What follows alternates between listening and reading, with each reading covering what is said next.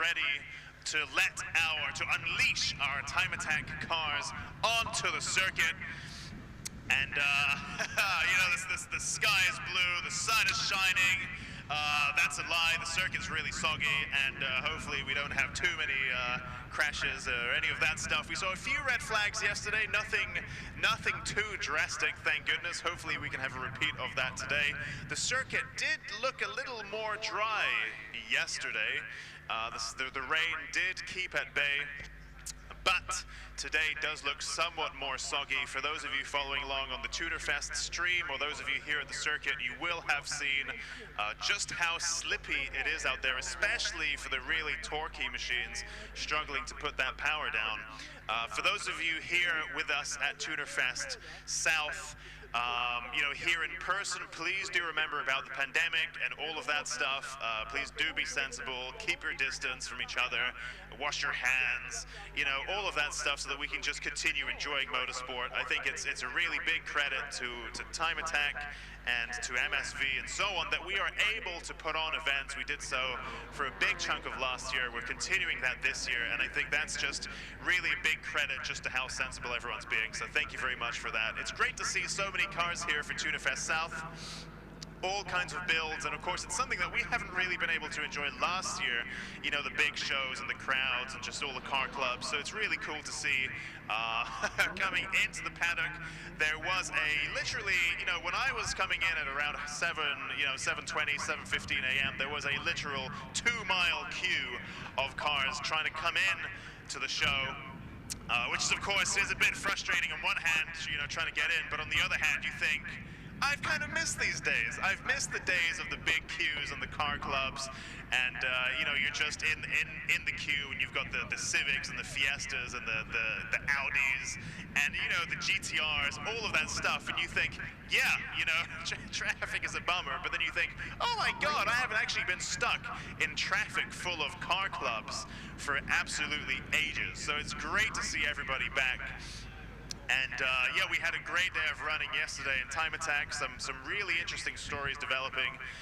We are running a slightly different format for today. We've got a very packed schedule, as you can see, and what that means is we are actually running our Club, Clubman, and Pocket Rocket classes in one session, and then our Club Pro and Pro cars in the other session. So really going forward, I'm going to call them the Club session and the Pro session, just for brevity. Hopefully we can establish that nomenclature straight away.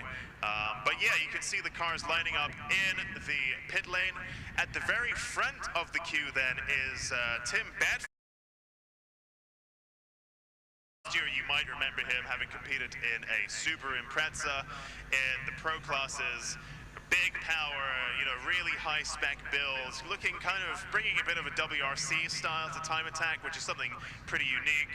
And Tim Bedford then really standing out with a really aggressive but meticulous driving style, sideways a lot, but also really fast, managing to ride that line perfectly between speed and slide, and just doing so in a way that was really controlled and really great to see. This year he's in a different machine. This year he is in the Mazda RX-8 in the Clubman class.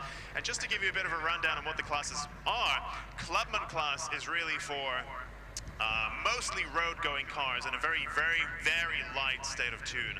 Maybe they've got a little bit of weight reduction, things like that, but really nothing too extreme. Clubman Plus is the same, but just for naturally faster cars. So you can see Clubman's got the Mini and the Mazda RX-8, and Clubman Plus has got the Lexus ISF, the Subaru Impreza, the Nissan 350Z. So like the more powerful cars are in Clubman Plus, but crucially in the same state of tune.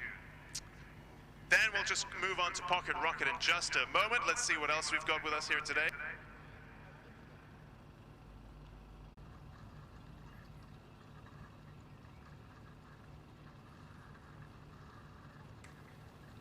So let's take a look then. We've got Pocket Rocket in this session as well as Clubman and Clubman Plus. Pocket Rocket then allows a little bit more modification, but crucially, these cars are, as the name would suggest, quite small, especially in terms of engine size. We have had some oddities in the past where we've had small engines in big cars. Pocket rocket, in the time attack sense, is decided by your engine size, where you can have, if I recall correctly, it's either up to 2 liters naturally aspirated or up to 1.6 liters with forced induction. Eden Young then in the GizFab Micro first out of the pit lane, heading out onto the track. So Tim Bedford just moving aside for whatever reason. So Eden Young then leading the queue in the GizFab Nissan Micro K11. Those of you who follow Time Attack this year will know I get a little bit probably too excited about fast Nissans, and of course that does include the GizFab Micra as well. What a phenomenal, just such a unique little car, and I think it really embodies the Pocket Rocket spirit. On your screens then you can also see that we've got Warren Greenland with us today in the number 97 Vauxhall Astra VXR, the single round entry here in Club, 2-wheel drive, you know, running a real BTCC style. It's a car that WG Motorworks have been working on for quite a while now, and it's great to see it out here in Time Attack. Eden Young then in the GizFab Micra on your screens now.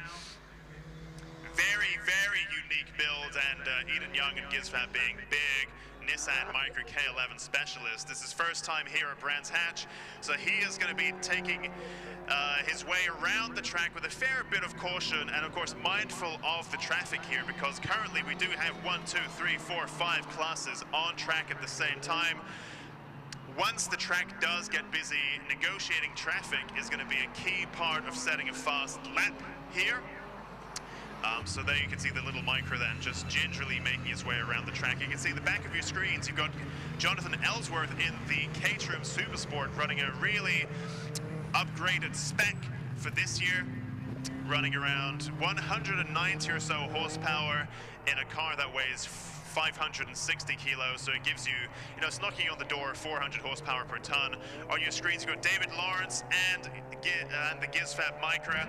So David Lawrence then, previously having competed in the Corsa VXR, this year he's back in the Leon Cupra, running a bit of a BTC. There we go, Tim Bedford on your screens. Tim Bedford in the Mazda RX-8. I did just say he loves getting a little bit sideways, and that is exactly what he was doing in the Mazda RX-8 there. See, Warren Greenland appears to have stopped at Druids, so they will be bringing out some yellow fags probably in the run-up to that corner. He's parked up just on the outside of Druids. Hopefully that won't be too much of an issue.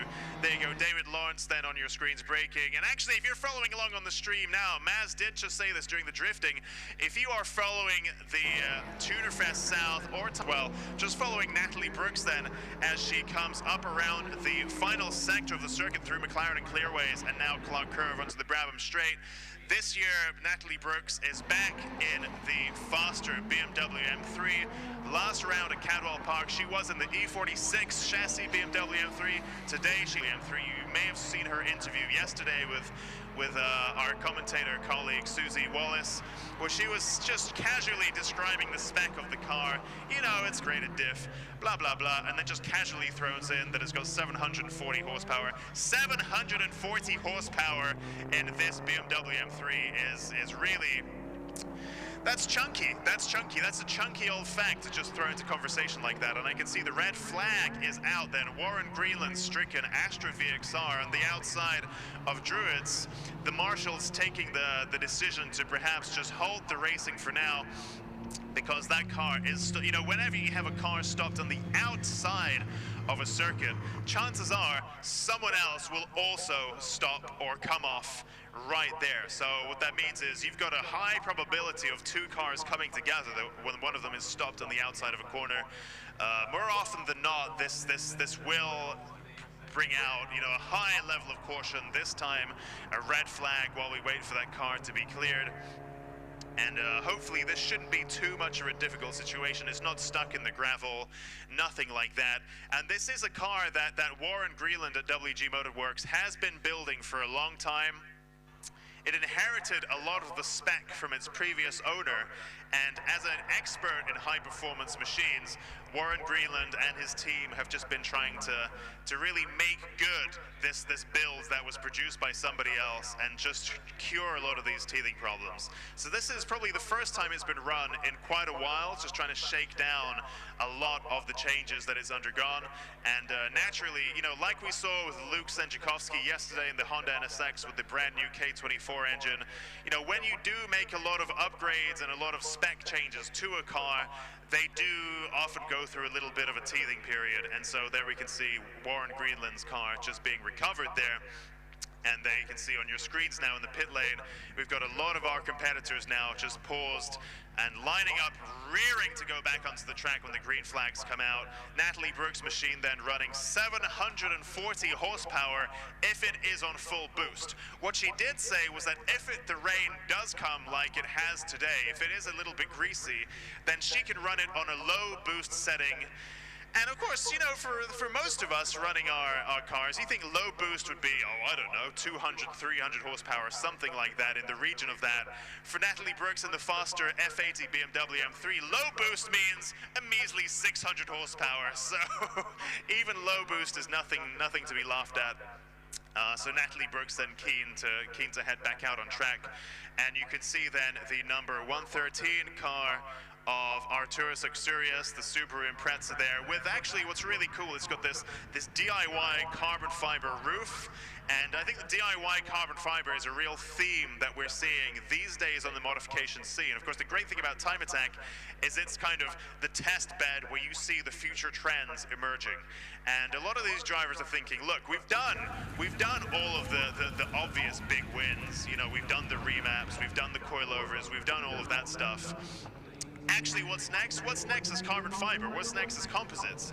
And so you have drivers like Samuel Pickering, you have drivers like Arturus Luxurious gradually working through their car and replacing those panels with homemade composite carbon fiber DIY panels. And in fact, from what I understand on Samuel Pickering's car, some of his panels, and I'm talking big panels like doors and bonnets and things like that, they weigh 800 grams. So there is such a performance gain to be had just from, you know, weight reduction is one of the most effective ways of improving every single aspect of your car's performance.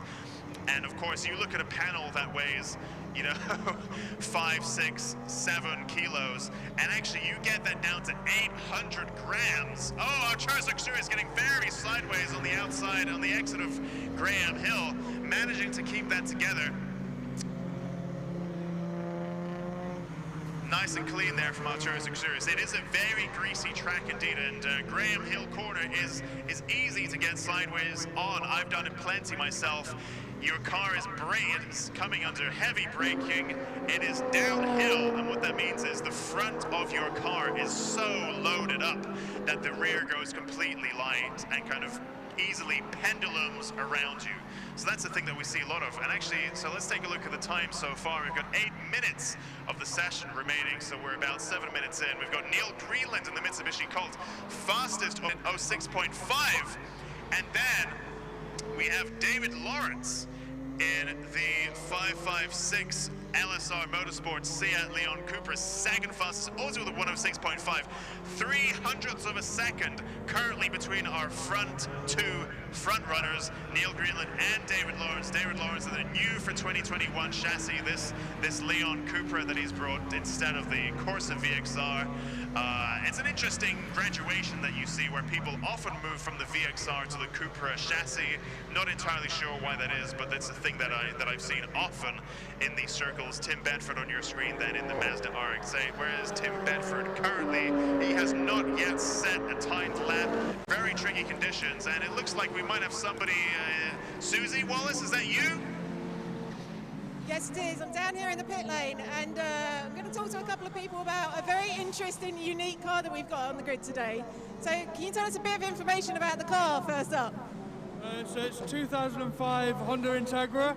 It belongs to Dan Eves, and it's one of the only cars to win all 3 races in a day in a touring cars meeting. And then you've got it here today. Unfortunately, it wasn't meant to be on track, was it? No. Yeah, well, yeah, so yesterday we were obviously out here with the NSX. certainly wasn't to be. It had an engine problem in the first session. So we kind of predicted that we might have issues with the NSX this weekend, so we brought the DC5 as well. Luckily managed to swap the car over, so we got out into the second session, and it was a case of just drive the car around and see how it went, and it was going really well. Got it all warmed up, ready for qualifying, and it wouldn't start. So it was obviously not our weekend. Turned out the crank position sensor had failed, but because it's a touring car, it doesn't use any genuine sensors. Couldn't just take the sensor off a different engine. Luckily, Born HPP just up the road had an exact same engine on their shelf, so we went there last night. They lent us a sensor and got it up running this morning, so yeah, looking forward to it. Excellent, and so yeah, it's not a bad car to have an ex-BTCC car as a backup. No, well, that's it, yeah. The NSX is obviously an amazing car, but to have a touring car as a reserve is a pretty cool place to be. But yeah, we bought it because it's a massive piece of history, and because we're a Honda specialist, it kind of just made sense for us to have it when we could. So yeah, everyone loves it, and it is such a special car. I'm not going out to break lap records, but it's nice to just drive it around and enjoy it for what it is. Excellent. Well, good luck out there today. Hope you don't have any more breakages. Very much. Thank you. Thanks. Thank you, Susie. Thank you to the Taguwa guys just for coming onto the interview there. Those of you watching the stream did just see them just fall off the track at Graham Hill and then gingerly rejoin onto the track. I thought actually that I might see it peeling off into the pit lane now at the hands of Eden Young. But credit to the guy, he decided, yes, I've had enough, but I'm just going to keep it planted and stay out on track and keep trying to find that one perfect lap that I can during warm-up. And, you know, just reflecting on the interview Susie had there with Luke Senjakowski and Dave from the Taguwa Imports team, I mean, that is really just living the dream, isn't it? So they bring their freshly rebuilt Honda NSX that they've called Skit, lovingly nicknamed Skit, and they brought that. It breaks down, and they're like, oh, I guess we'll just have to run the spare car. And the spare car is none other than a 2005 race-winning BTCC machine, one of the best handling front-wheel drive chassis of all time. And you think their main car is the Honda NSX, and their backup car is a BTCC machine with genuine pedigree. I mean, what a dream, right? So big kudos to those guys just for really making the life they want. And anyway, you can see Jonathan Ellsworth then in the Caterham Supersport. You can see it on your screens now. That's someone we've spoken about at length so far. Let's maybe take a look at the timing screens as we head into the final few minutes of warm-up. Do remember that this is only warm-up. The chances are none of these drivers are pushing that hard, and so it'll be tricky to read anything into the form so far. But of course you're here, and we're all here about lap time, so let's take a look at that. Arturus Luxurious then in Club 4-Wheel Drive, currently leading the pack with a 57.9. First overall, first in class, and it's now we're seeing the drivers dip under the 1 minute barrier, even though it's soggy, it's mildly moist as Top Gear would put it. But nonetheless, we're seeing these drivers dip under the 1 minute barrier. A little slower than yesterday, that is to be expected, and by about 5 seconds or so far. So let's have a look. Oh, Neil Greenland then just goes faster still with a 57.3, 0.6 seconds faster than Arturus Luxurious. So Neil Greenland then in the Mitsubishi Colt leading the way in Club 2-Wheel Drive with a 57.3 ahead of Arturus Luxurious with a 59.9. Then we have David Dyson. He is back in the pace in the Porsche 911 GT3, having a little bit of trouble yesterday, but today perhaps finding some space to put in some quick laps with a 59.0. Then we have Hayden King in the Seat Leon with a 59.2. And then we have James Dover in the Honda Integra Type R with a 59.6. So those 5 drivers, the only ones so far to dip under 1 minute. Then we have David Loris with a 1 minute dead, 0.4 seconds. Neil Greenland goes faster still with a 57.3.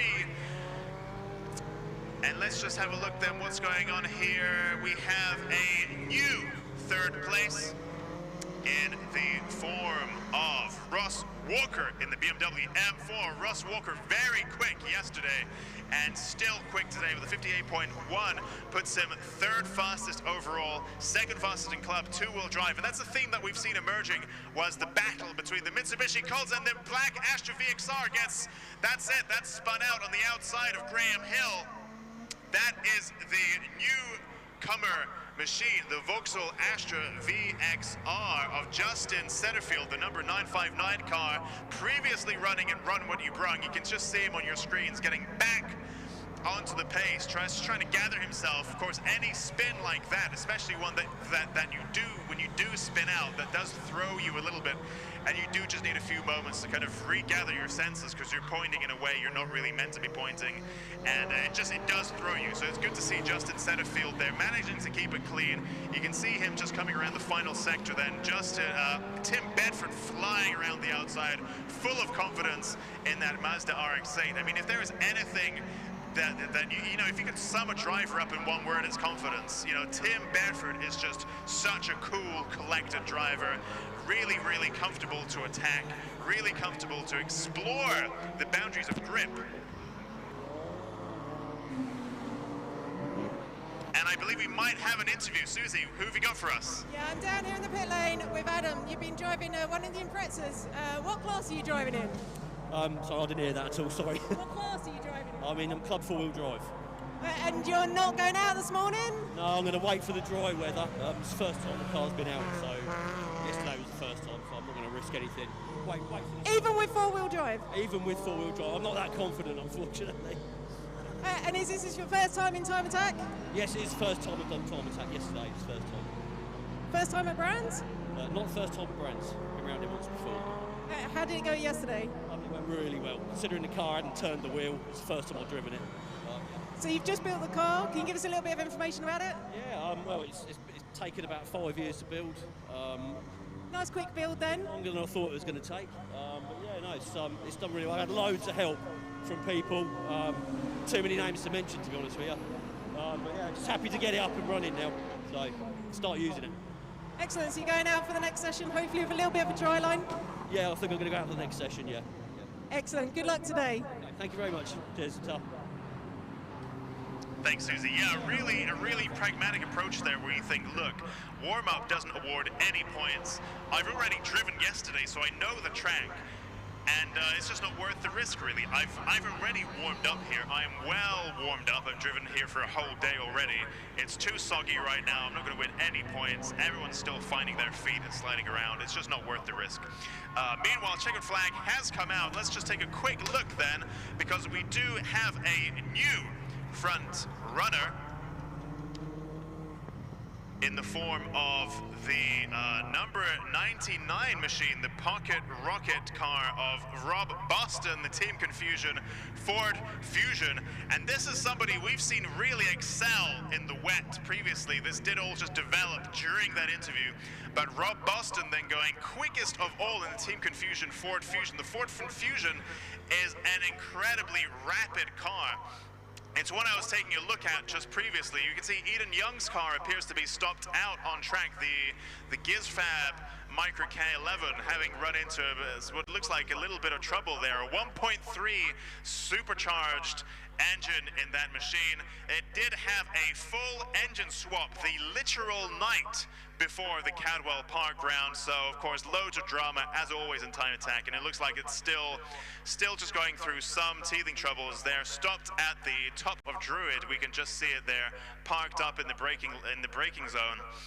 So I do hope everything's okay there with Eden Young and the GizFab Micro. Meanwhile, you can see the pro cars then lining up ready to go out on track. And by pro, the classes that are in that session are Club Pro 2-wheel drive, Club Pro 4-wheel drive, Pro 2-wheel drive, BC Racing Pro 4-wheel drive, GT3 Sports Car Prototype, and Pro Extreme. So they'll be ready to go out on track once the stricken car of Eden Young is cleared out of the way. Meanwhile, let's take a look then. So Rob Boston, this car was built very quickly, and it was essentially the team just thinking, look, the Ford Fiesta chassis has been done to death. You know, everyone has built a quick Fiesta at this point. Has anyone built a quick Fusion? No. And it looks like we have another interview. Susie, take it away.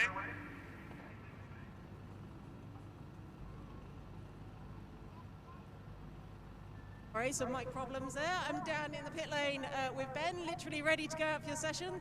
So you had a good day yesterday. You were first in your class, I believe.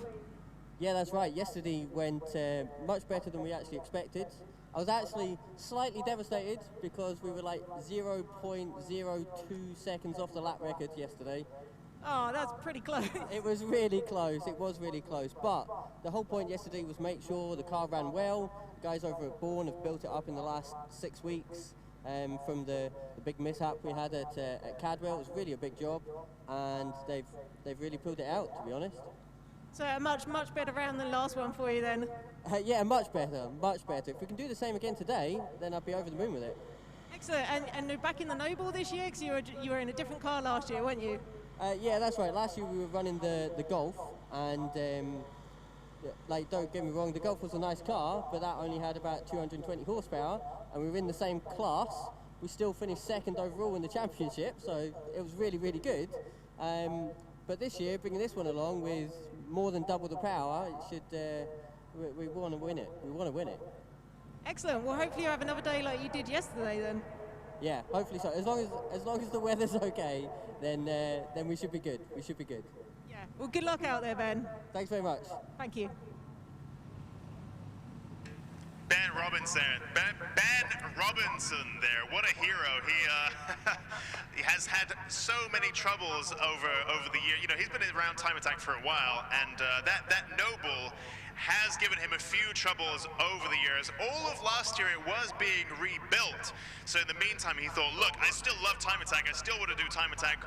What do I use? He went on eBay, just went type www.let'sjustbuy-ready-to-go-racing-car.com and just built one of the cars that was built for a Volkswagen spec series and just come and brought that straight into Time Attack. Then his Noble got finished. He jumped in it for Cadwell Park. It caught fire. It is now rebuilt again and ready to go here at Brands Hatch, and he is straight on the pace, absolutely full of confidence and speed is Ben Robinson, straight on the pace, as he said there, 0.02 of a second away from the lap record. Hopefully for him, of course, he will be able to claim that today. Out he goes on this mildly moist track. So all of these drivers then out on their out laps. We saw Ian Pittman there in the Subaru Impreza Type R. And for those of you who are particularly eagle-eyed, either watching from the trackside or on the live stream, you will think, does that Subaru Impreza have 2 doors? Is that Impreza coupe? And yes, of course, it's probably quite a well-known secret by now. There was quite a relatively low-volume special Subaru Impreza that was indeed a coupe, and we see that being driven today by Ian Pittman. This so-called Type R Subaru Impreza, and it isn't, you know, a lot of this old school, especially rare Japanese stuff is just really, really booming in value right now, and what we see is loads of people just buy them, give them a little clean, and park them up in a garage and just watch their bank account gain the zeros. Some drivers, on the other hand, like Ian Pittman here, have a bit more of a taste for life, and actually they think, yeah, it's a rare car, I don't really care, I want to have fun with it, and so they come and they bring it along to Time Attack, and that's just a beautiful thing to see. We've seen it, you know, with the NSXs, with the Skyline chassis, with this Impreza Type R. We've also got Paul Wright in an Impreza P1, which is also a pretty rare machine and pretty special at that. Yet here he is in Time Attack, has been doing it for years, and yeah, I think it's just absolutely great to see these drivers just so keen and just so in love with the art of driving that even if they do have a special car, they still want to come and thrash it around on track. And that kind of energy, that kind of enthusiasm, that is what we're all about. Colin Dorwood on your screens now. He is the quickest car around the track right now, having set a 1-minute 2-second lap.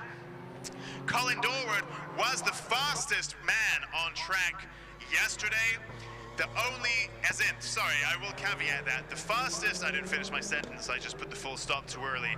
Colin Dorwood was the fastest non-GT3 car out on track yesterday, and he, I'm sure, will be keen to repeat that same feat today. The only thing faster than Colin Dorwood was Phil Reed in the Nismo GT3 machine, and I think that is quite a feat to take what was once a road-going chassis and make it so fast that only a GT3 car is quicker than that around a flying lap at Brands Hatch Indy Circuit. So big points, big kudos there to Colin Dorwood.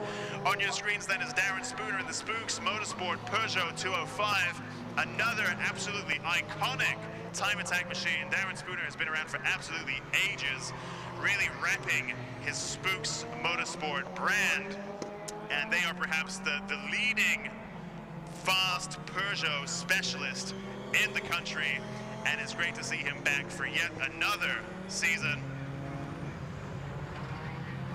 Let's take a look then at this green and black machine of Stuart Sims, the GR Performance Mitsubishi Evolution 6. Very, very rapid indeed, and Stuart Sims having been around Time Attack for a while now. Let's maybe take a look, now that we're seeing some flying laps come in, we've got Colin Dorwood then still fastest, Andrew Barber then just behind him, so Colin Dorwood setting a quick, Colin Dorwood goes quicker still with a 53.2 second lap. So really not feeling faint at all by these mildly moist conditions, so still putting in some very rapid laps indeed. Andrew Barber then just behind him with a 55.6, 2.3 second gap between the leader and second place.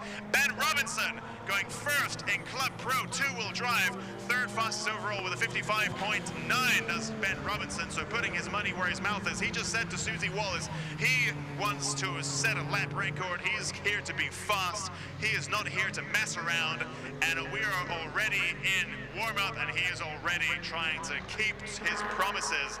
That being said, then, we have the order is changing now that our drivers are getting everything up to temperature.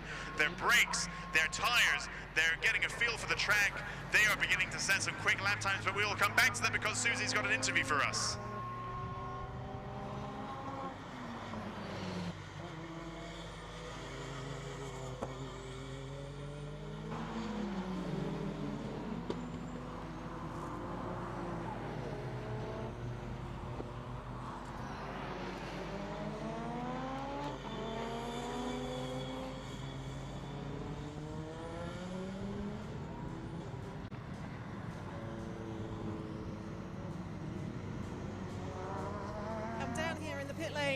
With Chris Butcher. So you had a really good day out on track yesterday, didn't you? I did, yes, first in class, so very happy with that, very happy, yeah. And can you just tell us a bit about the car you're driving? Okay, so it's a Lexus ISF, fairly standard, bigger wheels, bigger tyres, and obviously the Pirelli Trofeo R tyres. A little bit more power, running 450, maybe a little bit more, I'm not too sure. But apart from that, full weight, pretty stock, and it's my daily car. It's your daily? It's my daily, yeah. So I'm at one with that car, seeing as I drive it on the roads all the time, so I like to think that's a benefit. Do you actually drive it to Time Attack as well? I actually drove it here, yeah. So, that's amazing. Yeah, so I did the 2019 season, trailering it with a van and so on, but the car's just been so reliable because it's not far from stock and it's a Toyota, so yeah, I just thought I'd risk it, and obviously fingers crossed it doesn't go in a barrier, you know. I'm not sure what plan B is at that point, but you know. Excellent, so you're hoping for the same result again today? Oh, of course, I've got it. Excellent, well good luck out there, hope everything goes well for you today. Thank you, Susie, cheers. Absolute legend there, Chris Butcher in that Lexus ISF, a gentleman of high tastes. You could have got an M3, you could have got an AMG, but you're like, no, actually, I have refined gourmand tastes, and I will get a Lexus ISF instead. One of the final real pure drivers V8 saloons is the Lexus ISF, and I'm a big fan of a sporty Toyota, and it's Chris Butcher is one of my people. I'm a big fan of that Lexus ISF. I've watched it throughout Time Attack for a number of years now. He's been kind of dipping in and out, and I absolutely love that car. What a great effort there from Chris Butcher in the Lexus. Let's take a look here at our timing screens then. So Colin Dorward still fastest of all with a 52.6, ahead of Andrew Barber with a 53.0. Then we have Chris Cherry, our new fastest, third overall. Fast in class is Chris Cherry with a 54.6. Just behind him then is the single round entry of Bradley John in the Mitsubishi Evo 9, single round entry there. And then we have Darren Spooner, fifth overall. First fastest in Club Pro two-wheel drive is Darren Spooner, just ahead of Ben Robinson with a 55.7. 0.1 seconds divides our Club Pro two-wheel drive front runners, Darren Spooner and Ben Robinson. Their cars could not be any more different. Front engine, front wheel drive, rear engined, rear-wheel drive, and yet they are pretty much exactly running the same pace. 0.1 of a second between them then, our Club Pro two-wheel drive front runners. Let's have a look then. Next up, 7th overall and 3rd fastest in Pro four-wheel drive is Paul Wright in the Impreza P1 with a 58.9. And then we have Stuart Sims with a 1 minute 0.9 seconds lap. 8.3 seconds off the fastest time, so we can see quite a big spread of lap times between our fastest drivers and those who are setting slightly slower times right now, the biggest gap being 16 second spread.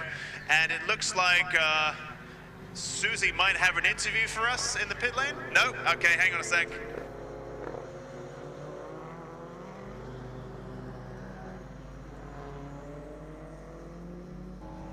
And the car that, if you're following on your screens now, you can see what looks vaguely like a Peugeot 206cc, but of course it is very far removed from that. This is a space-framed machine. This is it's a Jade chassis with a Duratec front engine rear-wheel drive layout, so very far removed from a Peugeot 205. Like they just happened to have that fiberglass shell to throw on it on the Barry Copes machine.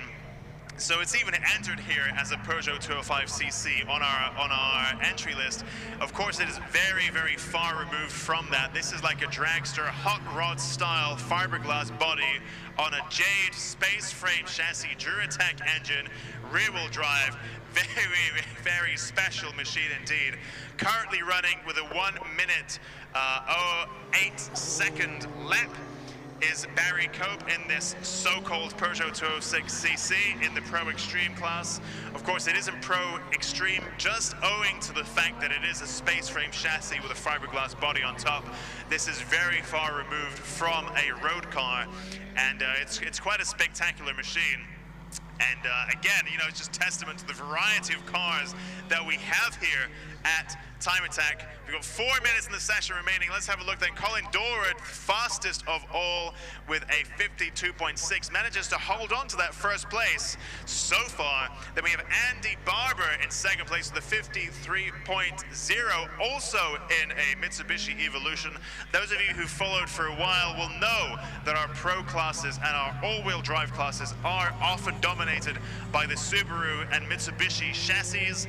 So these two then right at the top, and Ben Robinson then third fastest overall, first fastest in Club Pro two-wheel drive in the Noble M12 with a 53.7, having then displaced Darren Spooner for the first place in class. Bear in mind, this is only warm-up.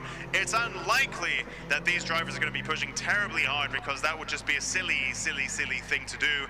I know this well. I've written off a car in warm-up. Don't do it, kids. It's a stupid idea. So hopefully these drivers are just taking it quite easy, so it's difficult to read into anything. And Susie, I believe you might have an interview for us. What have you got? Yeah, I'm just down here with Steve Wilkinson. Just tell us how your day went yesterday. The day was really good yesterday. I set myself a challenge, kind of getting under the minute barrier. Missed it by 0.03 of a second, which was a little bit frustrating, but it's one of those things where You come, I've had a lot of development in the car over the winter. I would run what you brung for 2 seasons. This is my first year in Pocky Rocket.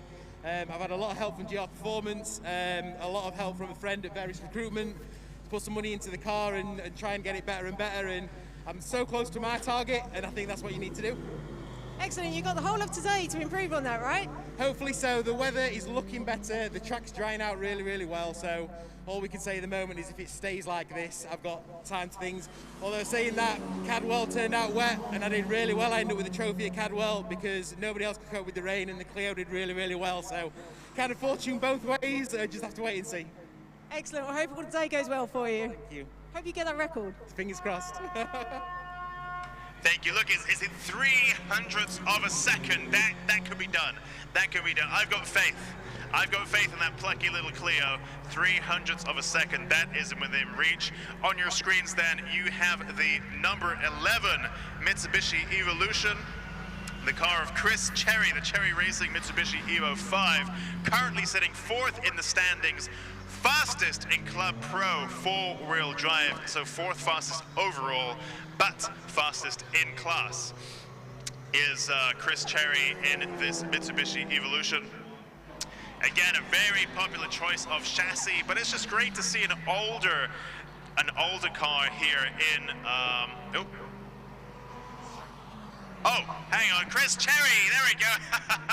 I just had something pointed out to me. Chris Cherry then is 2nd fastest overall, the 52.7. He has improved more, as has Colin Dorward with a 50.2.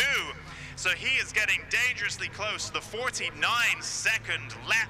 He is 0.2 seconds away from that, so this track really just drying out, as you heard in that interview just now. You can even see on your screens, you can see from the track side that water is beginning to evaporate. The day is warming up, and you have hot cars pounding away on the same line over and over again, just displacing and evaporating that water, putting down loads of heat, especially these extreme and pro cars, and you can really start to see that the track is visibly drying out. These lap times are coming down, and Colin Dorward is beginning to flirt with the possibility for 49-second lap. He has got below the 50s yesterday. Let's see if he can repeat that feat today. It is only warm-up, and the checkered flag then comes out, ending our Time Attack Pro warm-up. So our fastest car then, pretty much throughout the whole session, was Colin Dorward with a 50.2. Then behind that, we have Chris Cherry, 2nd fastest overall. 1st fastest in Club Pro 4-wheel drive is Chris Cherry, the 52.7. Then we have Ben Robinson putting his money where his mouth is, coming 1st in class. Bearing in mind, this is only warm-up, with a 52.9. Then we have Andrew Barber with a 53.0. Then we have John Bradley with a 54.6. Darren Spooner with 54.9. Stuart Sims, 57.1. Paul Wright with a 57.3. We have Steve Reed with a 57.4. Roman Grandel, 1 minute 2 seconds. Then we have Gary Plant in the GR Performance Mitsubishi Evo 5 with a 1 minute 3 seconds. And so Mick Porter then in the Nissan GTR, R32 chassis 107.